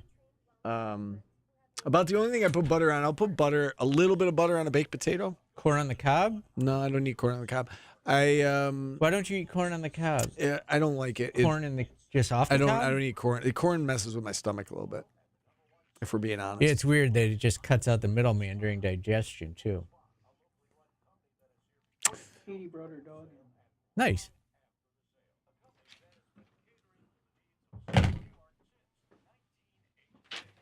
Corn you could just throw right in the bowl, Steve, because it's how it comes out. So you're not missing much.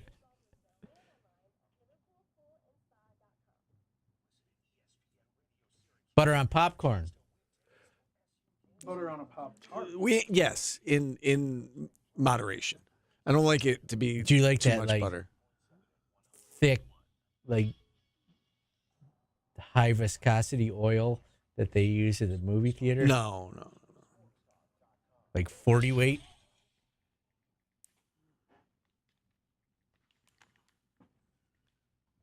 Oops.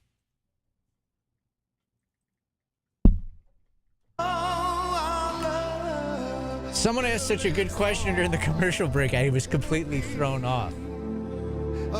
And I was late come back. The Power of Love, Stevens, Luther Vandross Day. You all right? Yeah, I'm good. You're doing that's what my mom used to do when she was embarrassed of me. Oh, I'm not embarrassed of you, no. She would put her hand between her, like on the bridge of her nose.